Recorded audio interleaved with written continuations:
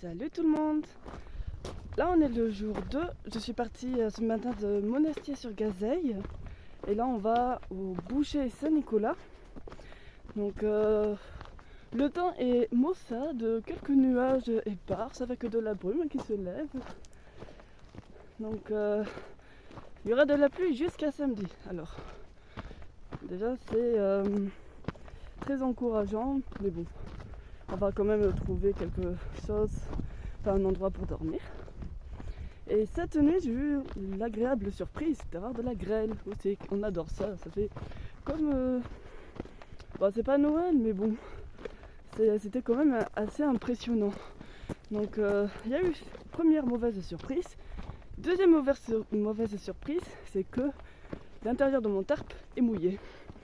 Je me suis aperçu qu'il y a des minuscules trous qui laissent passer l'humidité. Heureusement, j'ai été hébergée par les voisins, donc Fanny et Mirko. J'ai pu passer la nuit au sec et on peut récupérer. Mais quand même le tarp là, je suis un peu déçue. Donc je pense que je vais voir un endroit un peu à l'abri dans une forêt où il y a énormément d'arbres ou autre part. De toute façon, en règle générale, je ne dis pas où je dors par souci de sécurité quand même. Et là de toute façon, je pense qu'il y aura une belle journée, même si ça ne donne pas très envie. Il y aura de l'orage cet après-midi. Heureusement j'ai le poncho, j'ai tout ce qu'il faut. Comme on peut le voir, c'est assez nuageux, c'est brumeux, humide. Donc je ne sais pas si la grêle a fait énormément de ravages, mais c'était vraiment des billes là. Donc, heureusement le tarp a tenu bon, il est assez costaud. Et là il faut surtout faire attention à ne pas glisser et se casser la figure. Voilà. En tout cas ça fait du bien, un peu d'air frais, d'humidité. Hier il faisait quand même assez chaud. Il paraît que c'était la journée la plus chaude depuis le début du mois. Mais j'ai pas vraiment senti que c'était une grosse canicule en tout cas. Ah oui, et je voulais aussi parler à propos des plantes. Donc il y a des plantes qui sont comestibles. Bon, les orties, les mûres, enfin tout ça, c'est assez, on peut le reconnaître très facilement. Et d'autres plantes où faut quand même connaître un tout petit peu les règles d'usage aussi, parce qu'il y a certaines plantes qui ne sont pas comestibles en étant crues. Elles ne se mangent que cuites. Donc si elles sont cuites au-delà des hanches, c'est quand même, elles sont quand même propres, parce que en dessous il y a des animaux qui s'y frottent. On peut retrouver aussi de l'urine, tout ça, donc c'est pas vraiment bon pour la santé, voilà. Donc toujours au-dessus des hanches, un peu nettoyer pour éviter de manger les insectes. Et aussi il faut se méfier des parasites. Donc les deux parasites qu'on peut trouver dans la nature. Près des ruisseaux, c'est la douve du foie, donc magnifique petit lombric qui dévore le foie, d'où le nom. Voilà, donc c'est pas super, surtout qu'il n'y a pas de don d'organes pour le foie, ça n'existe pas. Et aussi l'échinococose alvéolaire ou maladie du renard. Bon, on dit maladie du renard, mais ça peut être aussi d'autres animaux, donc c'est aussi un parasite tue à la longue, voilà. Donc c'est pour ça que les plantes cueillies au sol, il faut toujours les cuire. C'est pour éliminer les parasites, voire les cuire 2 fois ou 3 ou 60 fois si vraiment vous êtes suspicieux. Mais bon, là c'est quand même un niveau beaucoup plus élevé. Mais de toute façon, si vous les faites bouillir 3 fois, le risque de contamination est quand même réduit. Ça tire un peu sur les jambes là. Voilà, donc sur le chemin, c'est plutôt soit des couples, soit des familles qui randonnent. Donc il n'y a pas vraiment de risque. Le risque zéro n'existe pas, j'insiste là-dessus. Mais c'est quand même moins dangereux qu'en ville.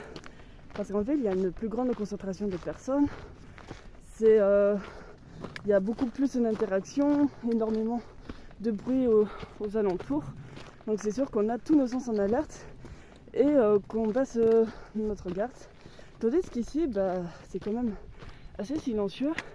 À part se faire attaquer par une vache, il y a quand même des barrières qui nous protègent. Il faut toujours penser à envoyer à la famille un SMS, donc matin, midi, soir, pour leur dire où tu es. Oui, parce que je me suis dit, je vais tutoyer directement, c'est plus sympa. Donc pour dire où tu es et donner la localisation exacte quand tu vas dormir. Donc là, c'est quand même la base de la sécurité. Une petite vache avec des cornes bien vénères. Ça te dérange pas trop les barbelés là? Bon, je prends ça pour un non.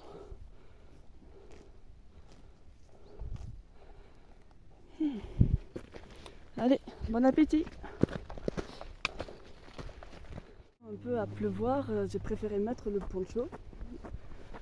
Il y a eu quelques gouttes, mais sans plus. Bon, en tout cas, il vaut mieux prendre les précautions plutôt que d'avoir une averse qui arrive sur la tronche d'une seconde à l'autre. Parce que on n'est pas en haute montagne, mais c'est pas loin quand même. Donc le temps peut vite changer. Donc là, j'alterne entre la route et le chemin. Parce que la route, le seul souci, c'est que c'est quand même dur et pour les jambes, sur les genoux, ça fait quand même assez mal. Donc c'est pour ça que j'alterne avec l'herbe, la terre et les cailloux. C'est plus confortable quand même et ça fait travailler la cheville quand même. Et en termes d'habits, pour contrer la pluie, il y a le bon vieux poncho. Donc assez large, ça protège assez bien. Et après, on peut toujours avoir un pantalon et un imperméable, voilà. Après ça c'est plus pour le bivouac. Comme ça, si jamais l'eau rentre, au moins le sac est protégé. Mais vraiment le poncho c'est la base. Le pantalon c'est un petit plus. Et si vraiment on va au fond, il y a aussi les guêtres. Les guêtres c'est plutôt contre le sable. Là ça va, il y a pas trop de choses. Il y a quelques voitures qui passent. Mais en règle générale, là il n'y a vraiment personne. J'ai rencontré un groupe de randonneurs, on a un peu partagé le repas. Et là, sinon à part ça, rien du tout. Même pas un chat, pas un oiseau, c'est même presque effrayant. Donc, mais c'est bien qu'il fasse ce temps-là. Qu'il ne fasse pas chaud, comme hier. J'espère qu'il va pas pleuvoir toute la journée, demain en tout cas. Mais bon, ça fait quand même partie du voyage. Puis bon, on n'a pas trop le choix. Hein. Voilà. Donc là, je ne peux pas marcher vraiment au bord de la route. Il y a la barrière qui me gêne. Et voilà. Donc là, il y a Goubet, le petit village, avec son château. Donc on va descendre, longer la rivière, la traverser et remonter tout ça. Donc pour aller jusqu'au boucher Saint-Nicolas. Bon, je pense d'ici la fin d'après-midi, ça devrait aller. Mais comme tu peux le voir, vraiment, il y a énormément de nuages, de la brume. Je vois pas de cumulonimbus, il n'y a pas de nuages vraiment gris, voire gris foncé. Donc ça va, je garde espoir quand même. C'est vrai que des fois j'ai des retours des personnes qui me demandent est-ce que ce n'est pas dangereux de marcher seul. En soi je me dis, mais après je ne croise personne et après c'est plutôt en ville où là c'est autre chose. Donc non, je ne suis pas inquiète pour autant. C'est vrai qu'avant de partir j'étais nerveuse comme avant un concert, comme d'habitude. J'étais stressée à l'idée de partir sur le chemin comme c'est tous les ans, tout ça, parce qu'avec l'école c'est un peu compliqué. Donc c'est vrai que j'avais peur de partir, mais Une fois sur le chemin, je me rappelle que les fois passées, ça s'est très bien déroulé. Donc je n'ai pas à me faire des idées sur ça parce que le cerveau, vraiment magnifique matériel d'ingéniosité, voilà, véritable ordinateur, ben, il adore créer des histoires d'attaques, tout ça. Enfin, il adore. Il préfère nous montrer une version où c'est dangereux que nous rassurer. Mais ça, c'est quand même un instinct de survie à la base. Ah, donc si c'est fondé, s'il y a l'expérience derrière, je dirais d'accord. Mais la psychose, en plus avec les films qui n'arrangent pas, bon, après il y a certains films où les victimes, elles sont pas trifututes non plus. Hein, mais en général, ça se passe plutôt bien. Donc je rencontre personne, il n'y a rien, même pas un animal. Si, enfin, je rencontre des insectes, mais à part ça, c'est tout. Il n'y a vraiment rien. Donc, c'est quand même... voilà, faut faire attention. Rien ne vaut sa propre expérience. Et parler aussi avec les autres randonneurs. C'est le plus important.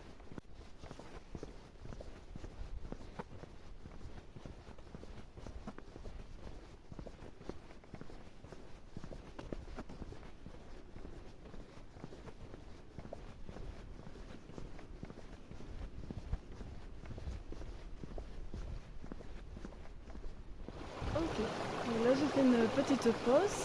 Donc, il commence un peu à pleuvoir, mais c'est quelques gouttes. Donc, je vais quand même me dépêcher pour voir la chicorée. J'en ai un peu promis, voilà. Donc j'ai pas vraiment bien dosé. Et là, je suis juste après goûter, donc je fais une halte. Parce que j'en ai pas fait depuis le monastier là. Et même ouais, Saint-Martin de Fugère, j'ai un peu là commencé à mettre le sac et je vais partir. Ah, c'était trop court, non. Bon, il s'est arrêté de pleuvoir, donc je vais en profiter pour finir de boire le chicorée. La chicorée, désolée. Et je pense ouais, je vais démarrer dans pas longtemps, donc juste le temps de boire avant que la pluie ne revienne. Mais c'est pas quelques gouttes. Tant que c'est pas une averse, je peux rester encore un peu. Voilà. Donc c'est vrai que avoir le poncho, le pantalon de pluie et le tarp, ça rajoute du poids quand même. Donc c'est vrai que j'ai pas choisi le bon timing pour faire une rando. Mais bon, on fait avec ce qu'on a. Et le tarp, ouais, faudrait que je le change parce que déjà, s'il est défectueux, plus il passe lourd dans le sac. Donc il va falloir que je le change pour plus compact, plus léger et plus résistant aussi. Heureusement, je n'ai pas de problème de tendinite, d'inflammation.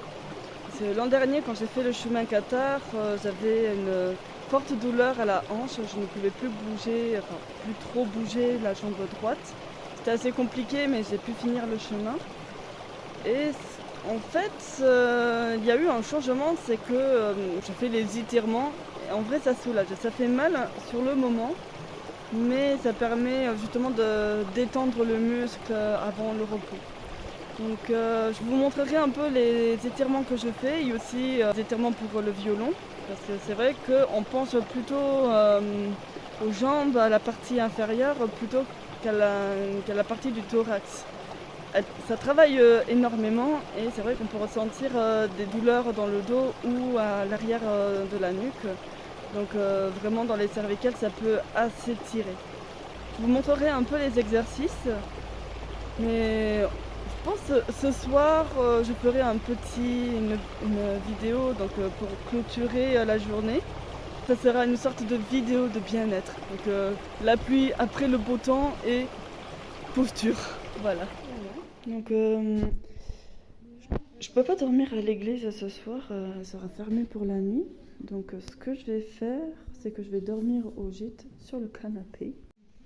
Parce que déjà c'est au sec, il fait un peu plus chaud. Et elles ont accepté de m'héberger contre un petit concert. Donc là on est le soir.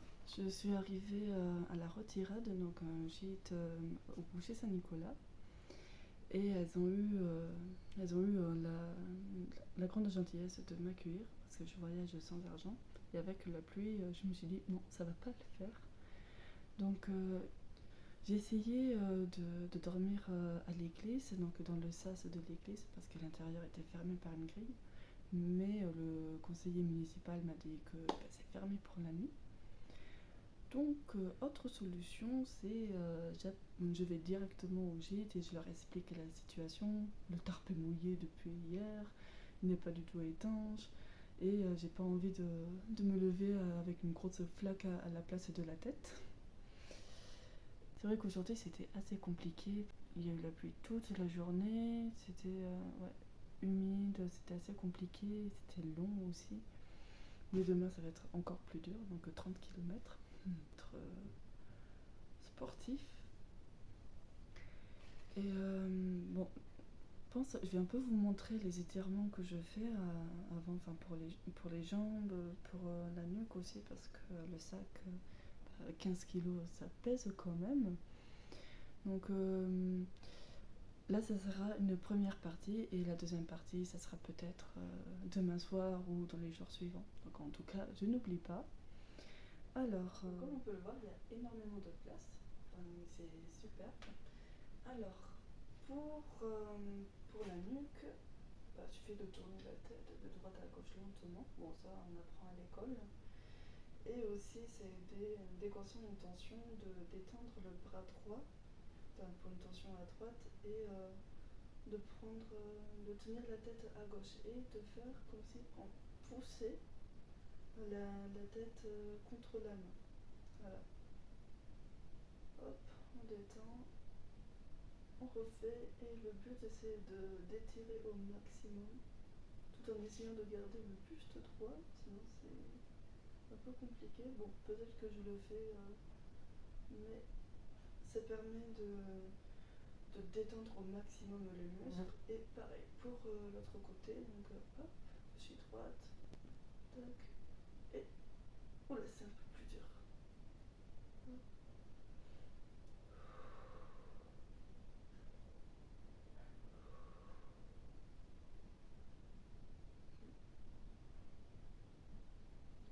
Donc on peut faire ça aussi, on prend les mains derrière et on se penche. Donc ça tire sur les jambes, donc ça fait du bien. Et ça permet, j'ai plus les muscles, des muscles en tête, mais ça permet de vraiment allonger le dos ainsi que les jambes, de détendre les tendons. Et on essaye d'attraper le sol. Pour ceux qui sont souples, bravo. Donc là c'est plutôt pour le buste, on tend les bras, on croit, et on fait des tourniquets. Donc ça c'est pour un peu faire travailler les muscles des épaules et le triangle dans le dos, parce que tout est relié à la colonne vertébrale, et si on a une tension, un nœud, c'est assez compliqué à faire partir. Voilà, on change. Et ensuite, faire des tourniquets avec les bras. Donc ça, c'est un peu comme dans la nage. Voilà. Ouais, donc comme j'ai dit, pour les jambes, ça va être une prochaine fois, parce que là, j'ai très envie d'aller dormir aussi. Sachant que demain matin, je me lève tôt, donc faut que je débarrasse un peu mes affaires du canapé avant que les autres ne se réveillent. Et ensuite, c'est départ. Parce qu'à Langogne, là, faut arriver assez tôt. Et ça va pas être une partie de plaisir. Mais en tout cas, demain, il va pleuvoir encore. Donc, j'espère que je vais pas être trop trompée. Bon, heureusement, j'ai le poncho. Voilà, donc je vous quitte sur un air très fatigué de cachalot échoué sur une plage volcanique. Hein. Et n'oubliez pas de vous abonner, de laisser un pouce bleu et aussi de mettre la cloche. Voilà.